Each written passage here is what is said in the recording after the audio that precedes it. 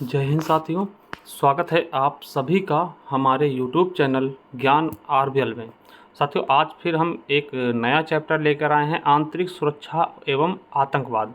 तो इससे हम जो मोस्ट इम्पॉर्टेंट क्वेश्चन होंगे और बहुत ही शानदार क्वेश्चन होंगे उनको हम देखेंगे। इसके पहले आपको बता दें, हम जो प्रैक्टिस सेट चला रहे हैं उसमें हमने जीएसटी को समाप्त कर दिया है साथियों। क्या कर दिया है? जीएसटी पूरी समाप्त कर दी है।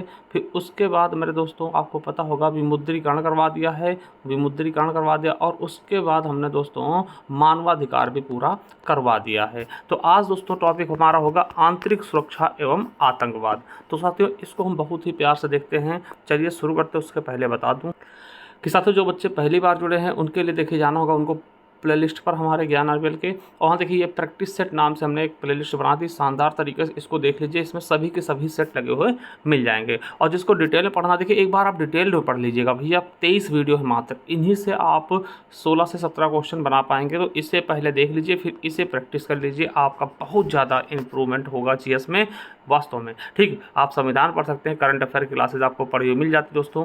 ठीक है, इसका भूगोल भी पढ़ा चुके, इतिहास पूरा पढ़ा चुके, मात्र 30 वीडियो में जा करके देख सकते भैया। पूरा का पूरा जीके हमने कंप्लीट कराया हुआ है। ठीक है, इसका जिनको चाहिए पीडीएफ दोस्तों चाहिए हमारे ज्ञान आरबीएल ऐप पर, वहाँ पर देखिए ये ई बुक्स वाले कॉलम पे जैसे जाएंगे आप दोस्तों, तो देखिए यहाँ पे आपको ई बुक्स मिल जाएंगी। संविधान की ई बुक है 50 रुपये में, और संपूर्ण भूगोल की है 50 रुपये में। ठीक है, इसके अलावा इतिहास की है 50 रुपये में, स्टैटिक जीके आपको 99 रुपीज़ में मिल जाएगी। जो हम पढ़ा रहे हैं दोस्तों, इसका पूरा डिस्क्रिप्टिव मतलब कि पूरा का पूरा अच्छे तरीके से वाला आपको मिल जाएगा। ठीक है, चलिए ये उत्तर प्रदेश स्पेशल की ई बुक है। इसके अलावा दोस्तों हमारा कंप्यूटर बैच है।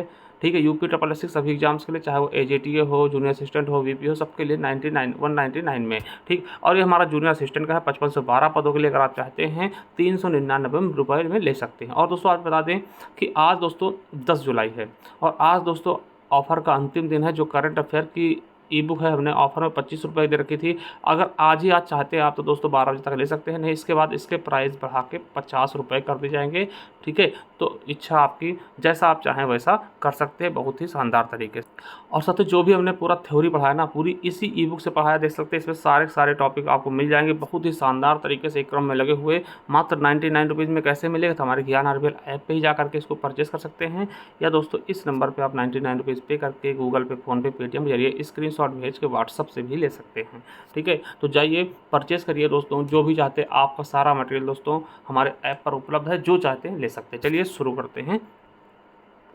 चलिए साथियों देखिए, आज का जो टॉपिक है आंतरिक सुरक्षा एवं आतंकवाद, ये सभी आपके द्वारा किए गए पोल की वजह से हम इसको लेकर के आए हैं। ठीक है, तो चलिए शुरू करते हैं। पहला क्वेश्चन क्या है? पहला क्वेश्चन क्या है दोस्तों कि निम्नलिखित में से किस विशेष बल को विमान और हवाई अड्डों पर अपहरण और उसी तरह के, है ना, अपहरण और इसी तरह की सुरक्षा स्थितियों का जवाब देने के लिए विशिष्ट दक्ष बल के रूप में नियुक्त किया गया? तो दोस्तों किसको किया गया है ये आपको बताना है कि एनआईए या आरपीएफ या दोस्तों सीबीआई या एनएसजी, इसको दोस्तों आप सभी हो सकता है कमांडो भी कहते हों। ठीक है, एनएसजी यानी कि राष्ट्रीय सुरक्षा गार्ड। ठीक है दोस्तों, तो कौन सा बिल्कुल और बिल्कुल सही ऑप्शंस आपके लिए होगा? तो मेरे साथियों आपको पता है कि कौन सा होगा, तो एनएसजी होगा दोस्तों। क्या हो जाएगा? एनएसजी हो जाएगा दोस्तों। ये आपकी यूपी पुलिस में अभी पूछा गया। ठीक है, अब देखिए एनएसजी के बारे में अगर मैं आपको बताऊं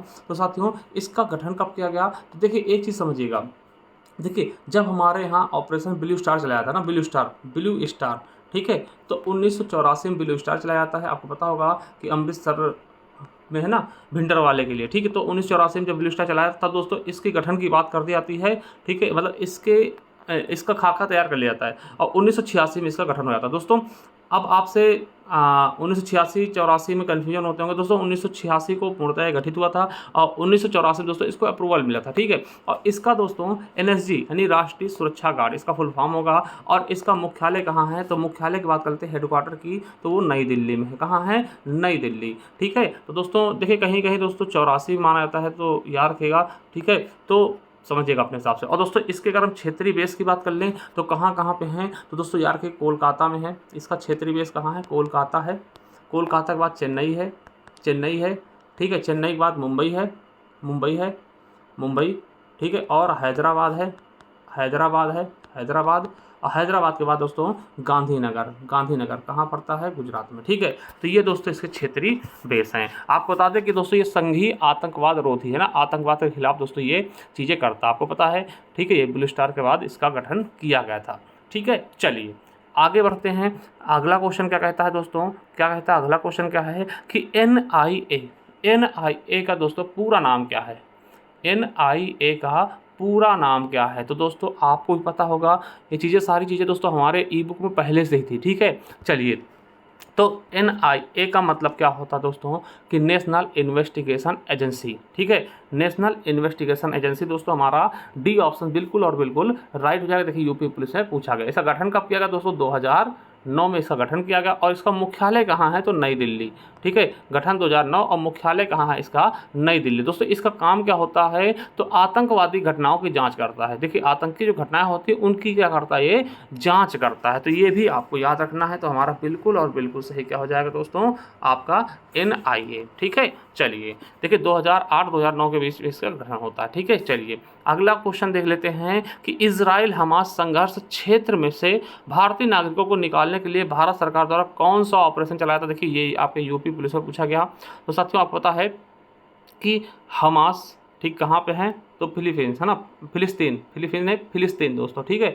तो इनसे दोस्तों जब यहाँ दोनों देशों के बीच जो युद्ध होता है तो वहाँ से भारतीय नागरिकों को निकालने के लिए ऑपरेशन अजय चलाया जाता है, ठीक है। तो हमारा ए ऑप्शन बिल्कुल राइट होगा। अब ऑपरेशन गंगा की बात कर लें तो ऑपरेशन गंगा कहाँ दोस्तों? तो यूक्रेन में फंसे हुए व्यक्तियों को जब निकाला गया था ना, यूक्रेन, आपको पता रसिया और यूक्रेन से भी युद्ध हो रहा था, तो ऑपरेशन गंगा उसके लिए चलाया गया था, ठीक है। चलिए अगला क्वेश्चन क्या है, चौथा क्वेश्चन क्या है कि राष्ट्रीय सुरक्षा अधिनियम के तहत गठित सलाहकार बोर्ड द्वारा अपनाई जाने वाली प्रक्रिया अधिनियम की धारा किसमें पाई जाती है? देखिए ये आपके UPSI में पूछा गया। तो किसमें दोस्तों पाई जाती है? तो 11 में, धारा 11 में। और आपको बता दें जो ये राष्ट्रीय सुरक्षा अधिनियम है ना, राष्ट्रीय सुरक्षा अधिनियम है, इसके गठन की अगर मैं बात करूं तो राष्ट्रीय सुरक्षा अधिनियम कब आया? तो 1980 में आया। कब आया? 1980 में आया था, ठीक है। चलिए अगला है जैविक हथियारों पर समझौता किस वर्ष लागू किया गया? मतलब कहा गया था कि कोई भी विषैले जो हथियार हैं, जैविक हथियार हैं, जो दोस्तों ये सारी चीज़ें हैं, इनका यूज नहीं करेंगे कोई भी व्यक्ति। तो इसके लिए समझौता कब किया गया? तो दोस्तों आपको बता दें कि सी नंबर आपका बिल्कुल सही जगह 1975 में। देखिए सारे ऑप्शन पढ़ने का हमारा कोई मतलब नहीं, फालतू टाइम बर्बाद होगा, ठीक है। डायरेक्ट आपको क्वेश्चन हिट करें और इसके बारे में जो बताना है बता करके हम चले जाएंगे, ठीक है। तो 26 मार्च 1975, क्या 26 मार्च 1975 को, ठीक है, 1975 को। दोस्तों याद रखिएगा बिल्कुल सही ऑप्शन हो जाएगा हमारा 1975, UPSI में पूछा गया। देखिए आप सभी लाइक भी कर दीजिए क्योंकि लाइक की संख्या बहुत कम होती है, ठीक है। तो बहुत आपको पता है इन सबको निकालने के लिए बहुत ज़्यादा मेहनत करनी पड़ती है, तो इसलिए थोड़ा सा आपसे मैं कहता रहता हूँ। चलिए निम्नलिखित में से किस संगठन का नारा सर्वत्र सर्वोत्तम सुरक्षा है? तो किसका भैया? सीमा सुरक्षा बल का। भैया बताइए सीमा सुरक्षा बल का है क्या? नहीं। क्या बताएंगे कि भैया सीमा सुरक्षा बल का बिल्कुल भी नहीं है, ठीक है। सीमा सुरक्षा बल का क्या है? तो दोस्तों इसका ये बिल्कुल नहीं, सीमा सुरक्षा बल का है जीवन पर्यंत कर्तव्य। क्या है? जीवन पर्यंत कर्तव्य। तो दोस्तों BSF का बिल्कुल नहीं है, सिख लाइट इन्फेंट्री का नहीं है, वायुसेना नहीं। तो दोस्तों NSG का है, राष्ट्रीय सुरक्षा गार्ड, NSG, राष्ट्रीय सुरक्षा गार्ड। दोस्तों इसके बारे में अभी बता चुका हूं कि भैया इसका मुख्यालय कहां है? दोस्तों नई दिल्ली में। हेडक्वार्टर कहां है? तो नई दिल्ली में है, ठीक है, याद रखेंगे। और 1984 में इसके गठन की बात की गई दोस्तों, और 1986 में इसका गठन तैयार कर दिया गया दोस्तों। और इसका गठन किस लिए किया गया? तो विमान हवाई अड्डों दोस्तों अपहरण से बचाने के लिए, ठीक है। ये चीज़ें भी क्वेश्चन पिछली बार आपके यूपी पुलिस में पूछी गई हैं और UPSI में भी पूछ लिया गया। चलिए अगले क्वेश्चन की तरफ पढ़ते हैं कि वैश्विक आतंकवाद सूचकांक किस संगठन द्वारा जारी किया था? दोस्तों वैश्विक आतंकवाद सूचकांक किस संगठन द्वारा जारी किया जाता है? ये आपके UPSI में पूछा गया। तो किसके द्वारा दोस्तों? तो बिल्कुल सही आपका 7 का डी ऑप्शन बिल्कुल राइट होगा, institute for economics and peace, ठीक है। चलिए याद रखिएगा, बहुत अच्छा है, ठीक है। देखिए एमनेस्टी के बारे में हम पहले से बता चुके हैं दोस्तों, अब बार बार उसी के बारे में बताना पॉसिबल नहीं है, ठीक है। चलिए आपका डी ऑप्शन बिल्कुल राइट। चलिए अगला है कि राष्ट्रीय आपदा प्रबंधन प्राधिकरण यानी कि पदेन अध्यक्ष कौन होते हैं? राष्ट्रीय आपदा प्रबंधन, ठीक है। याद रखिएगा दोस्तों कि आपसे पूछा क्या गया है कि राष्ट्रीय आपदा प्रबंधन के दोस्तों प्राधिकरण के अध्यक्ष कौन होते हैं मेरे साथियों? तो इसका बिल्कुल और बिल्कुल सही ऑप्शन से क्या हो जाएगा मेरे दोस्तों? क्या हो जाएगा? तो प्रधानमंत्री जी क्या होते हैं? इसके मेन होते हैं, ठीक है। इसके कौन होंगे? अध्यक्ष कौन होंगे? प्रधानमंत्री साहब होंगे। ठीक है, चलिए इसके बारे में आपको बहुत ही शानदार तरीके से याद रखना। ठीक है, देखिए इनको तो आपने संविधान में पढ़ा होगा, नियंत्रक एवं महालेखा परीक्षक हो गए, है ना, राष्ट्रपति उपराष्ट्रपति, तो इनके बारे में आप संविधान में पढ़ेंगे। ठीक है, चलिए अगला है राष्ट्रीय जांच एजेंसी।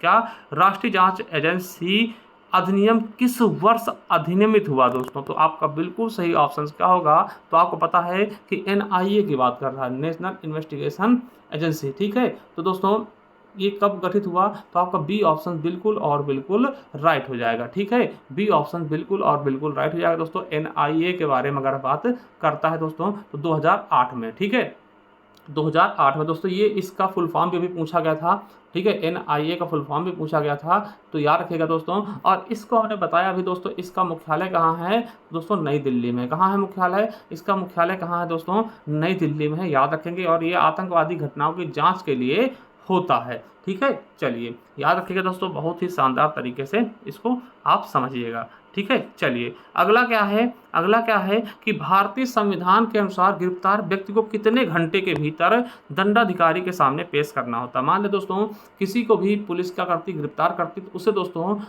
मजिस्ट्रेट के सामने पेश करना पड़ेगा। कितने घंटों के भीतर दोस्तों उसको नज़रबंद नहीं कर सकते हैं दोस्तों? 24 घंटे के भीतर। और ये चीज़ें आपको पता है किस आर्टिकल में दी गई हैं? संविधान के किस आर्टिकल में कहा गया इसके बारे में? तो आप जब पढ़ेंगे दोस्तों तो आप आर्टिकल 22 भी पढ़ लीजिएगा, 22 का कॉलम 2 पढ़ लीजिएगा। ठीक है, तो आर्टिकल 22 के 2 में ये चीज़ें बताई गई हैं कि किसी को भी गिरफ्तार करते हैं तो उसे मजिस्ट्रेट के सामने 24 घंटे के भीतर पेश करना पड़ता है दोस्तों, जिसमें छुट्टी और आने जाने का समय निकाल करके। ठीक है, चलिए अगला केंद्रीय जांच ब्यूरो। केंद्रीय जांच ब्यूरो के दोस्तों अध्यक्ष कौन है? सॉरी, अधीक्षण के तहत किसके तहत ये काम करता है दोस्तों? अध्यक्ष नहीं पूछा, किसके तहत काम करता है दोस्तों? कौन करता है? तो केंद्रीय जांच ब्यूरो। ठीक है, किसके तहत काम करे दोस्तों? केंद्रीय जांच ब्यूरो यानी कि सीबीआई के कह सकते हैं। ठीक है, केंद्रीय जांच ब्यूरो दोस्तों यानी कि केंद्रीय जांच ब्यूरो यानी केंद्रीय अन्वेषण ब्यूरो भी कहते हैं दोस्तों। किसके तहत काम करता है? तो आपको पता कार्मिक मंत्रालय। किसके तहत काम करता है दोस्तों? कार्मिक मंत्रालय। ठीक है, याद रखिएगा, पहले दोस्तों गृह मंत्रालय का अधीन था, बाद में इसे कार्मिक मंत्रालय का के द्वारा अंतर्गत कर दिया गया। थोड़ा सा इसके बारे में बात कर लें तो दोस्तों इसको हम सीबीआई बोल सकते हैं। क्या बोल सकते हैं? सीबीआई, है ना। सीबीआई मतलब सेंट्रल ब्यूरो ऑफ इन्वेस्टिगेशन। इसके गठन की बात कर लें तो 1963 में इसका गठन हुआ। कब हुआ? 1963 में, सॉरी 1963 में, 1963 में दोस्तों इसका गठन हुआ। और दोस्तों इसकी बात करते, इसका आदर्श वाक्य क्या है? तो क्या है आदर्श वाक्य? उद्योग निष्पक्षता, पक्षता और अखंडता। ठीक है, तो ये याद रख लेंगे, इसका आदर्श वाक्य है। और दोस्तों इसके संस्थापक कौन थे? तो डीपी कोहली थे। डीपी कोहली दोस्तों मोस्ट इंपॉर्टेंट है, डीपी कोहली इसके क्या थे? संस्थापक थे। और सीबीआई एकेडमी कहाँ है? सीबीआई एकेडमी कहाँ है दोस्तों? तो आप याद रखिएगा सीबीआई एकेडमी कहाँ है? गाजियाबाद, उत्तर प्रदेश के गाजियाबाद दोस्तों सीबीआई एकेडमी है। ठीक है, याद रखिए दोस्तों ये भारत में इंटरपोल की तरह काम करता है। हो सकता है आपसे पूछ लिया जाए कि भैया भारत में इंटरपोल की तरीके कौन काम करता है? तो ये दोस्तों आपका यही करते, ठीक है, सीबीआई करती है। और आपको एक चीज़ बता दूं कि भारत की प्रमुख जांच एजेंसी भी है। ठीक है, तो ये सारी चीज़ें आपको इसके बारे में कंठस्थ कर लेनी, याद कर लेनी। ठीक है, चलिए अगला है कि स्पेस है की स्थापना भारत की आतंकवाद रोधी क्षमताओं का समर्थन करने के लिए किया गया दोस्तों। तो ये आपके यूपीएससी 2021 में पूछ जाएगा दोस्तों। बिल्कुल सही ऑप्शन क्या हो जाएगा आपका? राष्ट्रीय खुफिया ग्रिड। दोस्तों राष्ट्रीय खुफिया ग्रिड ये क्या करता? खुफिया चीज़ें निकाल देता था कि भैया कहाँ पे क्या चीज़ें चल रही हैं। ठीक है, कहाँ पे बम धमाके होने, तो उसकी वजह से दोस्तों ये आतंकवादी रोधी क्षमताओं को निष्क्रिय करता था। ठीक है, चलिए हमारा बी ऑप्शन बिल्कुल राइट। अगला है निम्नलिखित में से कौन सा राज्य सूची का विषय नहीं है? दोस्तों आप जो संविधान पढ़ते हो 7वीं अनुसूची पढ़ा होगा, वहाँ पे 3 भागों बांटा गया।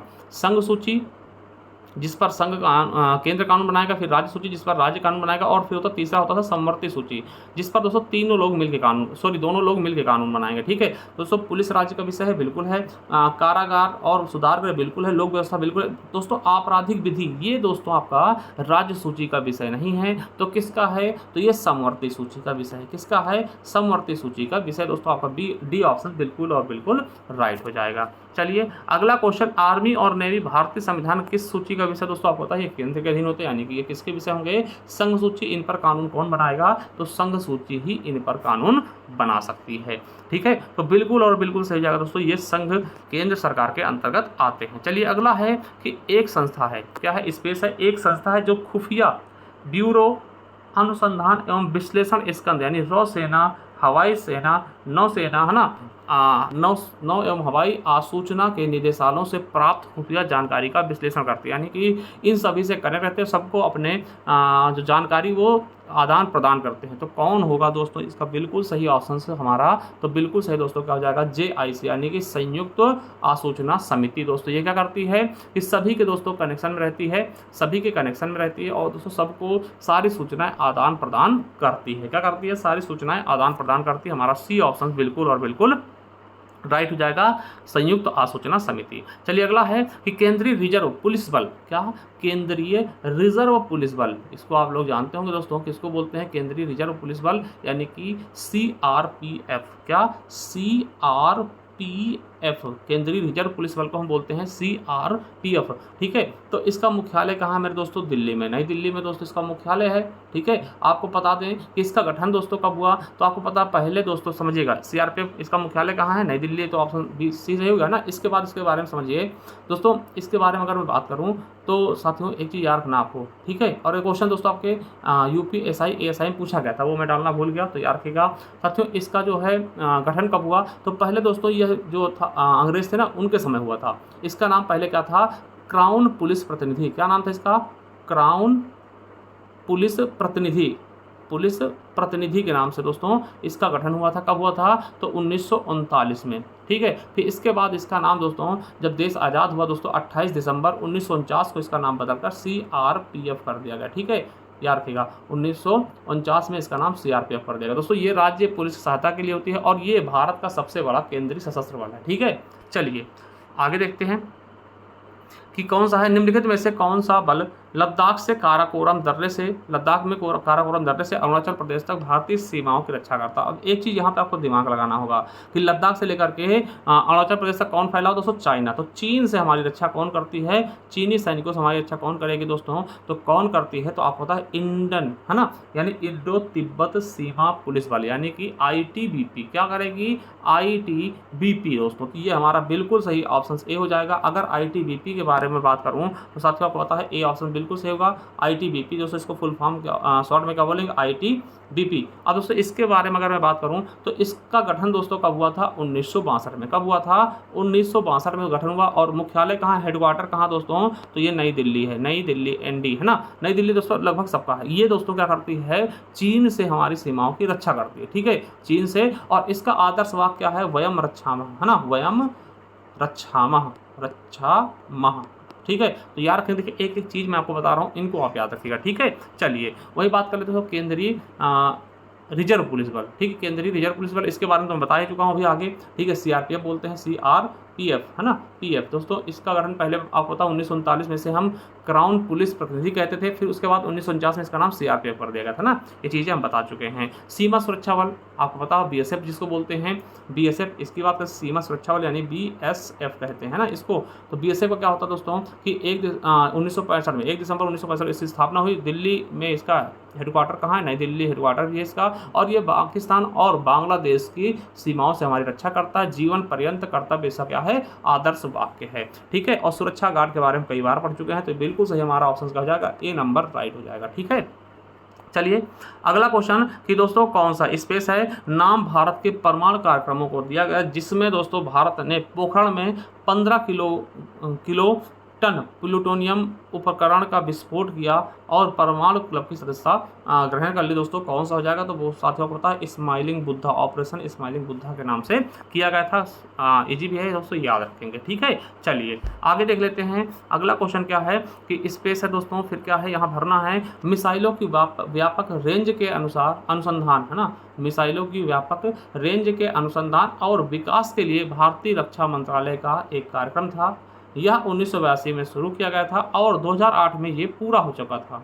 किसके नेतृत्व में? तो कलाम जी के, है ना, अब्दुल कलाम जी के नेतृत्व में रक्षा अनुसंधान एवं विकास संगठन यानी DRDO द्वारा इसे निर्देशित किया गया था दोस्तों। तो कौन सा हमारा बिल्कुल सही ऑप्शन हो जाएगा? तो साथियों किसको किया गया था? तो एकीकृत निर्देशित मिसाइल विकास कार्यक्रम। ठीक है, ये हमारा ए ऑप्शन बिल्कुल होगा सही। किसके नेतृत्व में? कलाम जी के। इसीलिए दोस्तों इनको हम मिसाइल मैन ऑफ इंडिया के नाम से भी जानते हैं। चलिए अगला क्वेश्चन क्या है कि भारत सरकार, फिर इस पे दोस्तों, भारत सरकार की एक अत्यधिक विशिष्ट तकनीकी खुफिया एजेंसी है और उड्डयन और रिमोट सेंसिंग, डाटा इकोनॉमिक और प्रोसेसिंग, साइबर सुरक्षा, क्रिप्टोग्राफी सिस्टम आदि में प्रौद्योगिकी क्षमताओं को विकसित करता है। मतलब ये सारी चीज़ें दोस्तों इसमें एब्जॉर्व कर रहा है धीरे धीरे। तो दोस्तों ये बिल्कुल सही इसका ऑप्शन का हो जाएगा। तो मैं आपको बता दूं, राष्ट्रीय तकनीकी अनुसंधान संगठन दोस्तों ये सारी चीज़ें देखता है, चाहे वो दोस्तों साइबर सुरक्षा हो, क्रिप्टोग्राफी हो, है ना, प्रोसेसिंग हो, रिमोट सेंसिंग हो, सब कुछ देखता है। हमारा बी ऑप्शन बिल्कुल और बिल्कुल राइट हो जाएगा। देखिए UPSI में पूछा गया क्वेश्चन। चलिए अगला है, वह कौन सा विशेष बल है जिसका गठन भयंकर प्राकृतिक आपदाओं के दौरान विशेष निवारक प्रतिक्रिया उपलब्ध कराने के लिए किया जाता है? UPSI में पूछा गया दोस्तों। आपको पता होगा NDRF दोस्तों, राष्ट्रीय आपदा मोचन बल। ठीक है, राष्ट्रीय आपदा मोचन दोस्तों, कहीं भी आपदा आती है तो इन्हें बुलाया जाता है। ठीक है, NDRF की टीम लेकर आते हैं और ये सभी लोग दोस्तों निष्पक्ष भाव से दोस्तों कार्य करना शुरू कर देते हैं। चलिए 22वां क्वेश्चन क्या है कि भारत सरकार छत्तीसगढ़ को एक विशेष नक्सल विरोधी युद्ध बल प्रदान किया दोस्तों, जिसका नाम क्या है? तो दोस्तों यहाँ पर एक विशेष बल के रूप में दोस्तों एक गठन किया गया था जिसका नाम क्या था? Black panther. ठीक है, ये लोग दोस्तों, और दोस्तों ब्लैक पैंथर के नाम से किया गया दोस्तों। ये आपका सही ऑप्शन ए हो जाएगा दोस्तों। ये यूपी पुलिस में पूछा गया।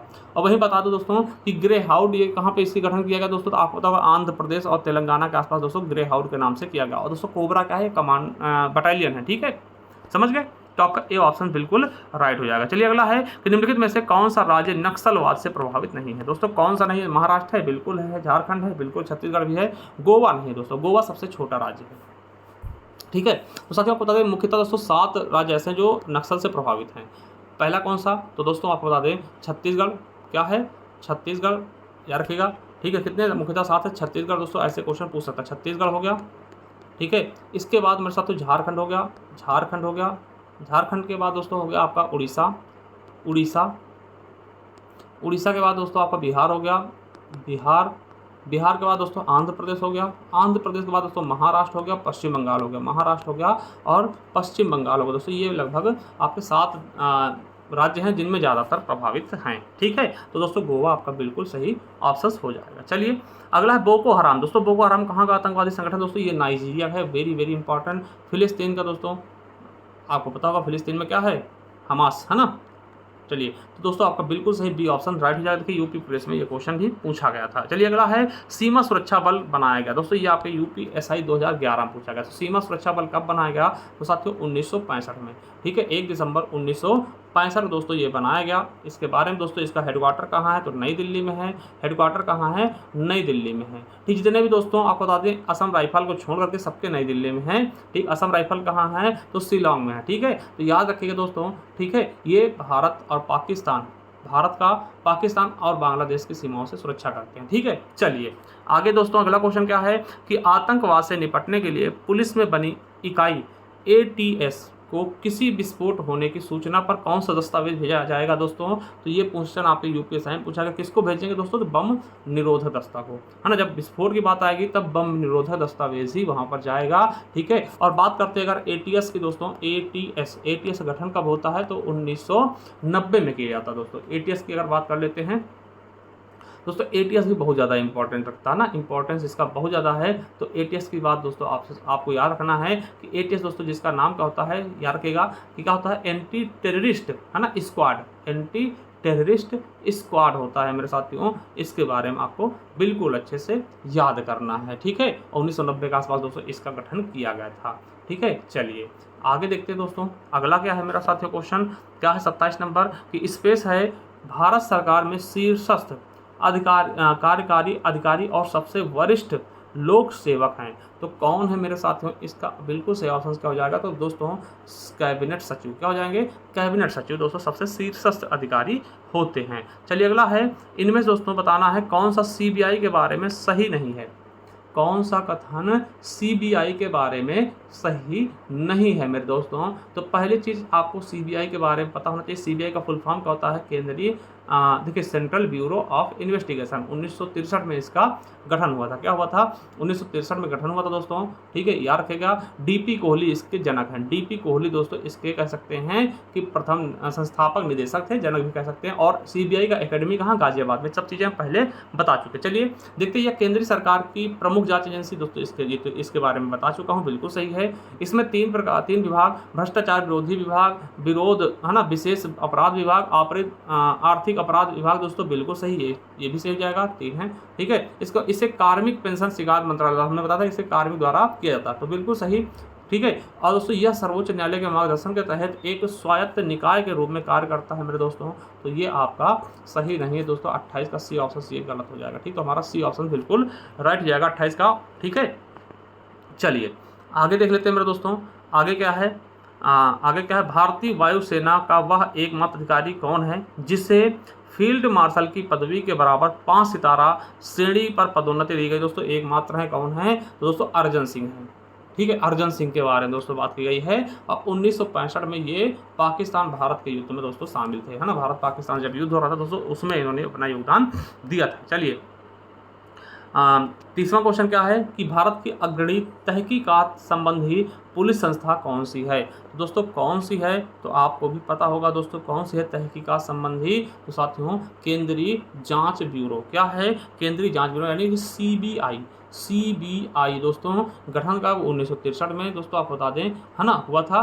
कब हुआ था? 1963 में। और इसके संस्थापक कौन है? डीपी कोहली। क्या है? डीपी कोहली इसके क्या है? संस्थापक। दोस्तों देखिए इसके बारे में तो मैं कई बार बता चुका हूँ, ठीक है। क्या है? इसके बारे में कई बार मैं बता चुका हूँ दोस्तों। यही बात करते हैं अगर सीआईडी की, तो सीआईडी के जनक मैं कह दूं तो सीआईडी के जनक कौन होंगे? तो दोस्तों राय, याद रख लीजिएगा, ये क्वेश्चन पूछा गया, राय बहादुर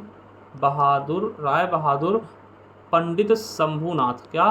राय बहादुर पंडित शंभूनाथ दोस्तों सीआईडी के कहीं ना कहीं जनक हैं, ठीक है। तो ये चीज़ें आपको समझ में आ गई होंगे दोस्तों। वही बात कर ले रॉ की। क्या दोस्तों? अगर मैं बात कर लूँ यहीं पर रॉ की, तो दोस्तों रॉ यानी कि देखिए इसका सही आंसर क्या जाएगा? सी जाएगा। अब रॉ की बात कर ले तो रॉ का दोस्तों आपको पता है आईबी, है ना, सॉरी, रॉ को बात करते हैं रिसर्च एवं एनालिसिस विंग, है ना दोस्तों। इसको बताते हैं तो दोस्तों ये रामेश्वर कौन थे? रामेश्वर नाथ के दोस्तों, इनके प्रयासों से इसका गठन हुआ था। कब हुआ था? तो 1968 में आया था, ठीक है। और दोस्तों ये भारत के बाहर रहती है और भारत के बाहर की खुफिया एजेंसी प्रदान करती है, यानी भारत के बाहर कौन करेगी?